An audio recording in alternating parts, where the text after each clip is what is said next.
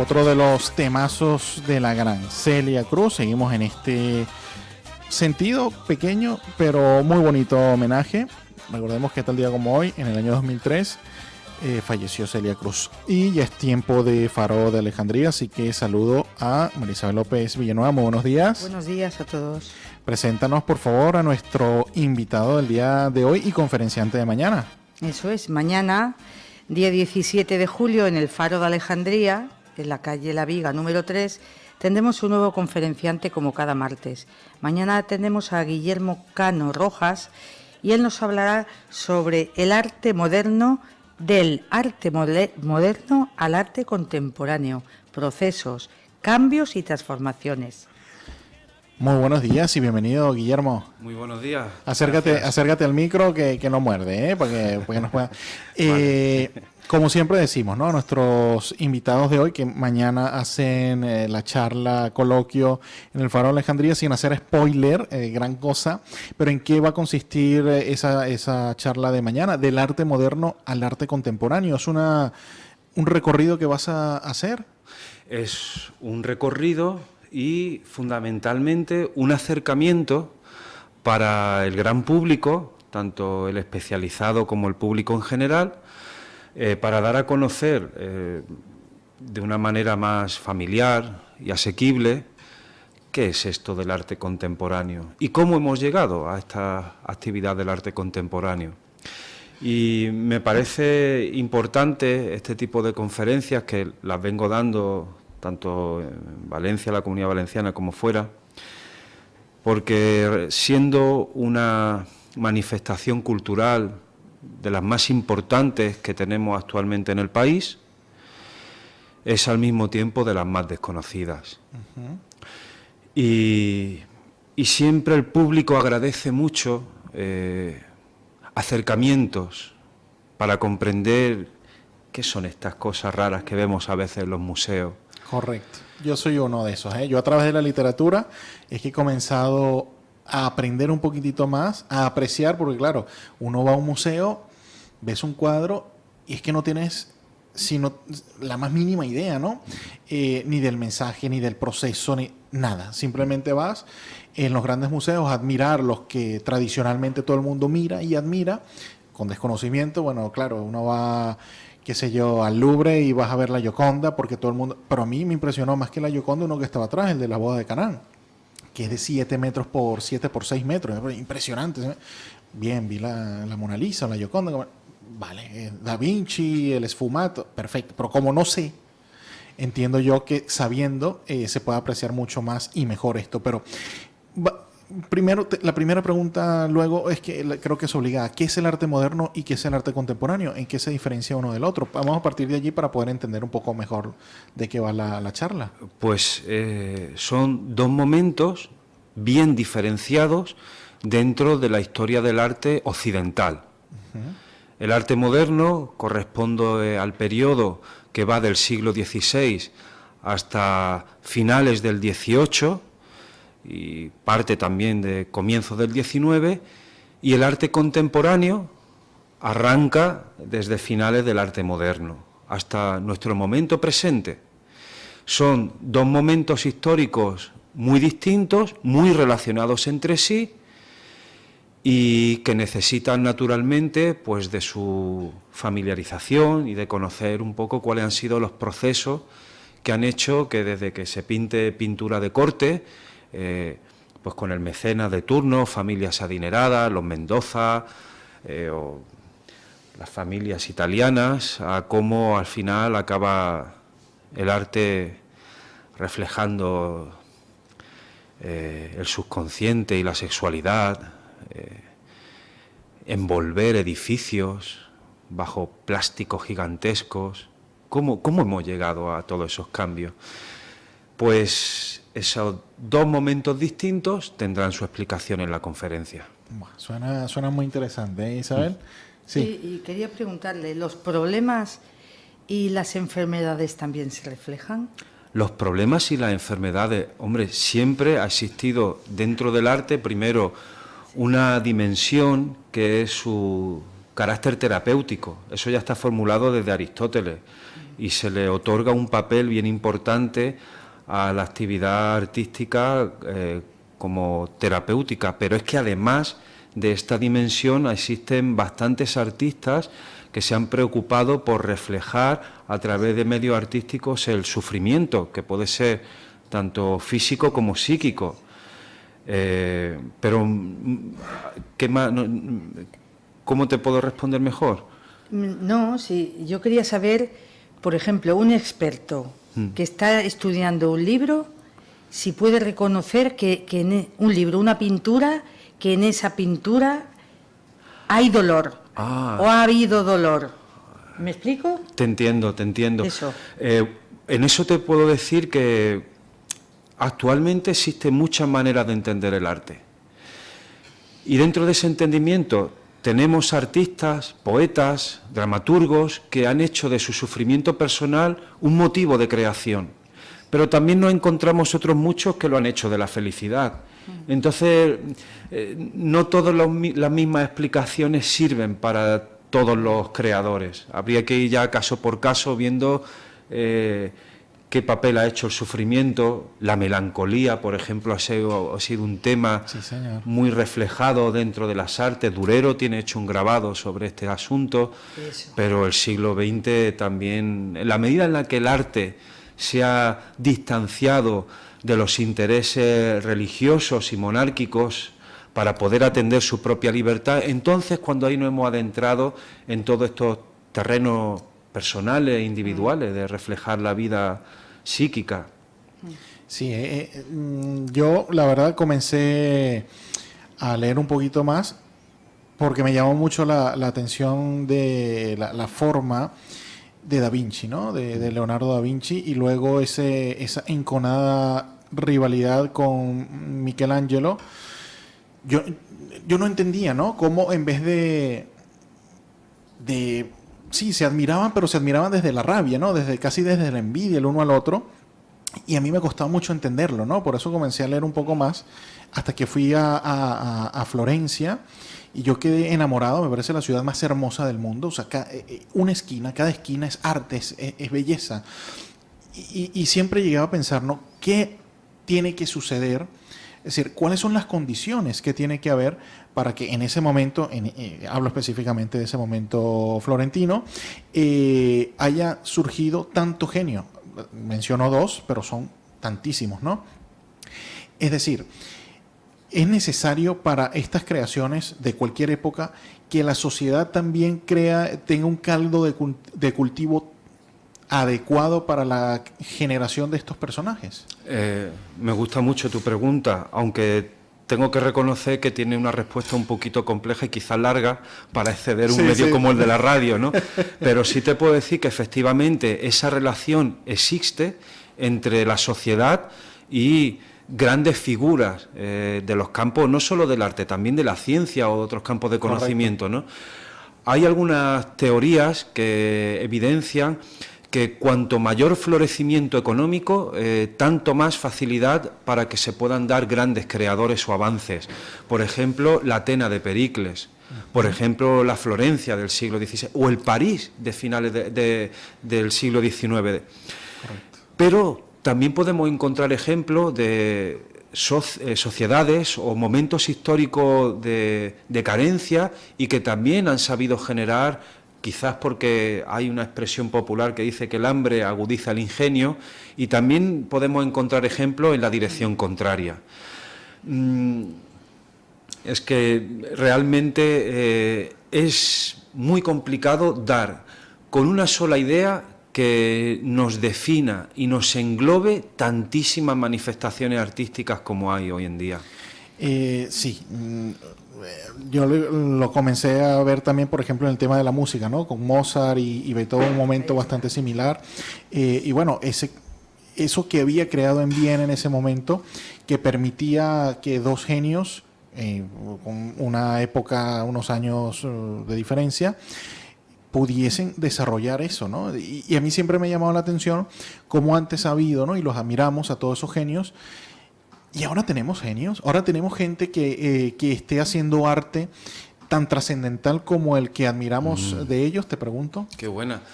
Pues mira, el momento presente se podría definir como un momento de crisis. No existen grandes movimientos artísticos que estén revolucionando en general las manifestaciones culturales. Todo lo más que nos podemos encontrar es la aplicación de las nuevas tecnologías a los campos creativos. Pero eso no está siendo un movimiento lo suficientemente transformador como para que haya un antes y un después en la cultura contemporánea. De hecho, eso es un desafío tanto para el especialista como para el público en general. La masificación que existe de manifestaciones artísticas y de producción de obras. Piensa actualmente cuántos libros se editan, te diría, y por ceñirnos únicamente al ámbito del libro, en la Comunidad Valenciana. Realmente, si somos honestos, habría que cuestionar realmente que hoy en día se pueda ser experto o especialista y tener un conocimiento real de todo lo que se produce. Es muy difícil. No ya te hablo a nivel, como te digo, autonómico, te hablo nacional o internacional. Sí. Todo lo más que se puede ser es realista en el conocimiento. Y este realismo tiene que ver con darle claves a la gente para, oye, habiendo tanta obra, ¿cómo distingo Allí. la que es buena de la que es mala? Exacto. Dinos una clave, por favor. Yo voy a emplazar a la conferencia. Claro, es que es eso, ¿no? Entonces, claro, vamos a los grandes museos, a los históricos, ¿no? Por poner de pintura, ¿no? A los grandes museos, porque tienen los grandes cuadros. Pero Madrid. Y ahí cerquita está el Reina Sofía, que tiene, por ejemplo, el Guernica, entre otros. Pero claro, como que si no hay alguien que te explique un poquito más, como que no entiendes, ¿no? Entonces, yo fui con mi esposa, mi hija, porque mi hija tiene 3 añitos y medio. En el cole hicieron 2 proyectos, uno de Miró y uno de Picasso. Y de Picasso le pusieron el famoso guitarrista el azul. Pero está en Chicago ese cuadro. Entonces la llevamos para que, como estaba y decía Picasso, bueno, vamos a Reina Sofía a ver, y decía, no, papá, eso no es Picasso, eso es feo, eso no es Picasso. Y es una honestidad de una niña de 3 años que evidentemente no entiende, pero que estoy seguro que era la voz de muchísima gente que estaba allí, que no se atrevía a decirlo, porque bueno, estéticamente te puede parecer una cosa u otra, pero todo lo que está detrás es lo que no se entiende y es lo que, bueno, mañana nos emplazas, pero ¿qué puedo hacer yo, además de ir a tu conferencia mañana, para medianamente, mínimamente distinguir? ¿Vale ceñirse a lo famoso, a lo que ya se conoce? Bueno, hay un hecho que ahí es que no se puede hacer ninguna otra cosa, y vender fórmulas sería algo deshonesto realmente. El arte contemporáneo requiere de un estudio específico. No hay más misterio. O sea, es preciso que una persona se adentre en lo que son las leyes visuales, que conozca qué es forma, color, relaciones entre forma y color, y eso, al igual que en cualquier medio o en cualquier disciplina, requiere de una familiarización. Que el hecho de que tradicionalmente e históricamente la relación que se haya establecido con la obra del arte haya estado basada en el gusto, eso resulta insuficiente para hoy en día. La puedes tener como una referencia, todos la tenemos a la hora de acercarnos a un museo, pero no sirve. Necesitamos poner en marcha otros mecanismos, por ejemplo, la apreciación. La capacidad de valorar los elementos buenos y no tan buenos en una obra de arte. Y esa capacidad de apreciación no tiene otra que adquirirse a través de la formación. Es justo lo que te iba a decir. Yo precisamente metí a mi hija en un plan vacacional de estos de verano con pintura. Yo ni idea lo que te digo, ¿no? Pero cuando el maestro le puso, además era en un lienzo con un carboncillo, y trata de dibujar esto de un color y esto de otro, que era lo mínimo, lo básico, una niña de 3 años, yo entendí, si este es el principio, para hacer esos grandes cuadros, todo es que es inimaginable, ¿no? Desde la ignorancia, evidentemente, pero si hacer un pequeño trazo ya representa todo un estudio, si tienes la mano, no tienes la mano, si tienes la creatividad, es decir, hay tantos elementos a analizar que quizás a través de la práctica, entre comillas, no es que vas a ser un maestro ni mucho menos, pero a través de tu dificultad de ejercer cualquier arte, quizás se pueda apreciar un poquitito más lo que pueda estar detrás de una obra. Claro, y ahora se nos plantea una siguiente pregunta. ¿Y para qué me sirve apreciar? ¿No? Entonces, yo te voy a plantear, y además con esto engancho e introduzco un poco parte de los contenidos, sin hacer spoiler, de la conferencia, que es además un mensaje que me gustaría transmitir para todos los radioyentes, en la medida en la que se desconoce generalmente el arte contemporáneo. ¿Para qué sirve el arte? Exactamente. Bien, el arte es lo que hace más interesante la vida que el arte. Bien, sí. Nos sirve para apreciar, para disfrutar de la vida, pero no de una manera práctica, como estamos acostumbrados a pensar nuestras vidas. Voy al trabajo, desempeño esta función. No, esto te abre otro horizonte, otro entendimiento de la existencia. El valor en ese aspecto que presentan no ya las artes históricas, también las artes de nuestro tiempo, es incalculable. Desarrolla la inteligencia, porque todas tus facultades sensoriales aprendes a ver mejor, aprendes a oír mejor, aprendes a sentir mejor, aprendes a comunicarte mejor. ¿Cómo expresas en un ámbito cotidiano de la vida sentimientos contradictorios? Un poema te permite acercarte a esas realidades que de otra manera encontramos muchas dificultades para hacerlo. Así que el valor que presenta el arte contemporáneo en general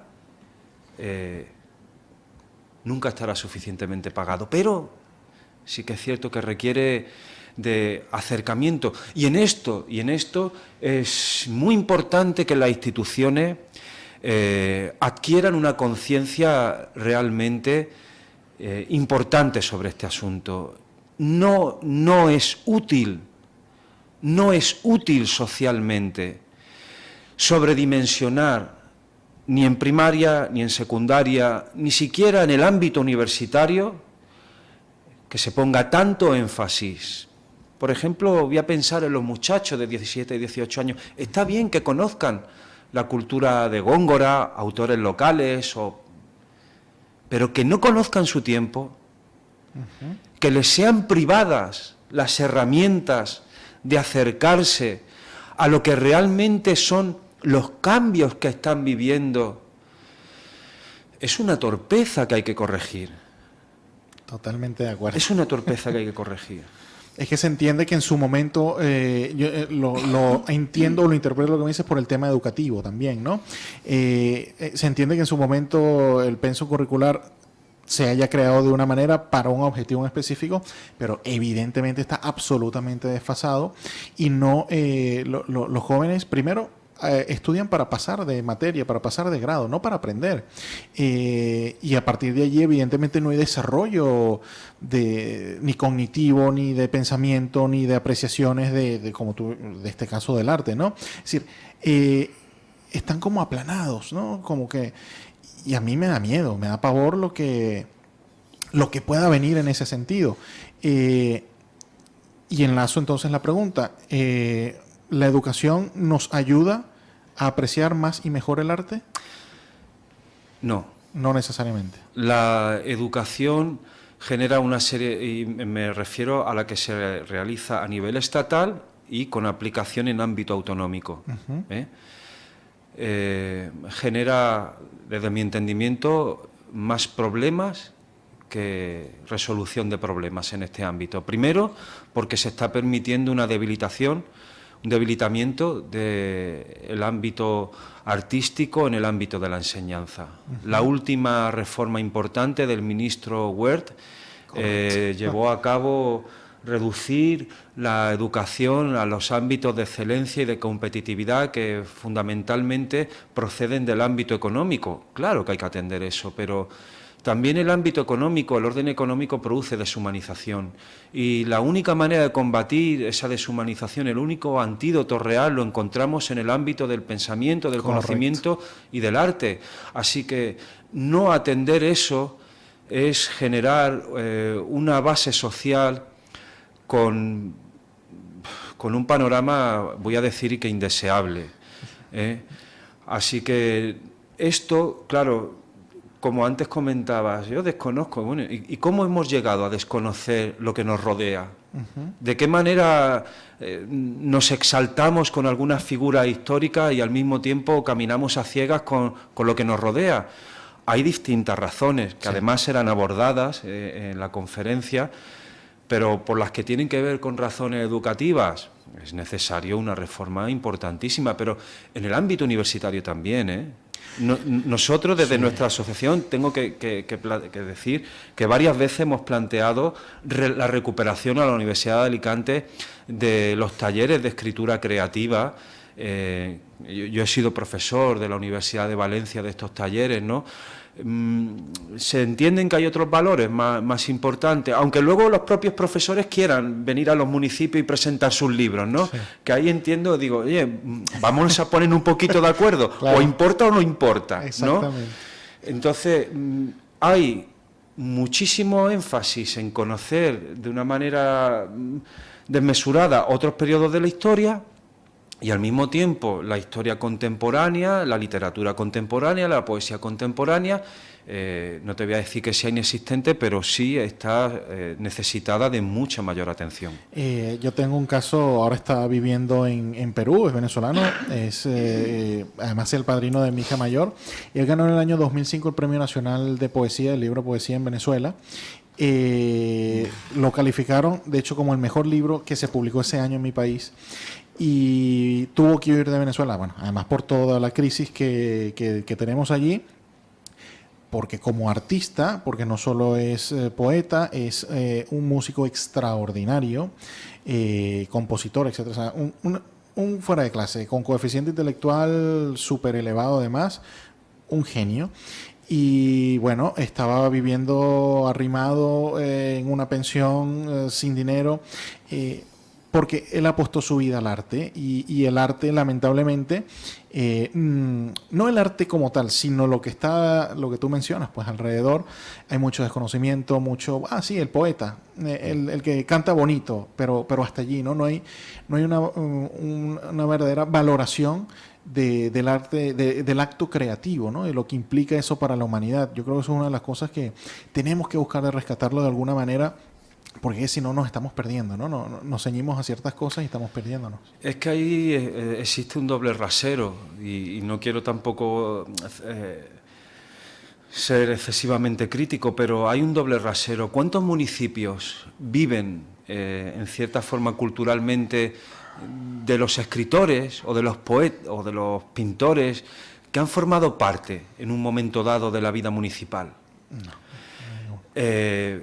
Pondría, por ejemplo, el caso más cercano, Polop y la Fundación Gabriel Miró, ¿no? Por ejemplo. Gabriel Miró. Pienso, por ejemplo, en una ciudad malagueña como Ronda, cuyo lema llega a ser Ronda ciudad soñada. Una frase que procede de Reinald María Rilke, que pasó una estancia allí en Ronda durante el 1912 al 13. Se comprende la importancia que determinadas figuras le conceden a la vida municipal, pero al mismo tiempo parece que no se acaba de comprender que los poetas también de ahora, o los artistas, necesitan de herramientas, claro. Pero escucha, no por capricho, entiéndeme. Sí. Es que la propia Constitución ampara en los artículos distintos destinados a la cultura que las instituciones tienen que hacerse cargo del desarrollo y favorecer la vida cultural. No es que uno llegue diciendo, bueno, no, yo es que quiero pasar la pandereta y vivir bien. No es esa la actitud. Exacto. En fin, es que no me quiero meter demasiado. Nos quedan 2 minutitos, vamos a invitar para mañana y bueno, no sé si yo nos va a anunciar que es el de la semana que viene. Sí, mañana a las 6:30 de la tarde, Guillermo Cano Rojas, del arte moderno al arte contemporáneo, procesos, cambios y transformaciones. Y a la próxima semana tenemos a Leopoldo Bernabeu. El tema es una sorpresa de momento. Ya yo sé el tema, ya yo lo sé, pero no voy a adelantarlo porque me han pedido no decir nada. Es Leopoldo Bernabeu, hijo, Leopoldo David Bernabeu López, compañero de la emisora. Para finalizar la última pregunta, no sé si hacerte la de política o hacerte la de arte. Ha habido un cambio de gobierno ahora, pero digamos que en los últimos años la apuesta por la cultura ha ido, no sé cómo calificarlo, ¿no? No se ha puesto en valor, utilizando frases de actual que utilizan los políticos. ¿Llegará el momento en que pondrán en valor el arte?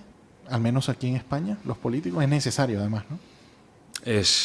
Bueno, yo ahí te diría que en general España ha disfrutado y disfruta de una buena salud artística, porque hay instituciones a nivel estatal, el Centro Reina Sofía, el MACBA en Barcelona, Arteleco en San Sebastián. Eso en relación al arte. Hay mucha gente muy comprometida con el arte. Otra cosa es cómo eso lo valora el Estado y las autonomías. Y ahí yo sí entro a pensar que siempre se podrían hacer las cosas un poquito mejor. Y es muy fácil de comprobar realmente cuál es el valor real que se le otorga al arte o a la ciencia en general para la vida común de una sociedad. Basta consultar el BOE. Y viendo el presupuesto que se le atribuye a la ciencia o a la investigación, podremos determinar cuál es verdaderamente el grado de... Exactamente. Así es, así es. Muchísimas gracias, Guillermo. Una entrevista fantástica. Quedaron muchísimas cosas por hablar. Ya vendrás en otra oportunidad y ampliaremos temas porque está muy interesante. Recordamos esa charla coloquio de mañana del arte moderno al arte contemporáneo con Guillermo Cano Rojas. Muchísimas gracias. Un placer tenerte acá. Gracias a vosotros por atenderme. Muchas gracias. Breve pausa y seguimos con más de Aire Fresco. Estás escuchando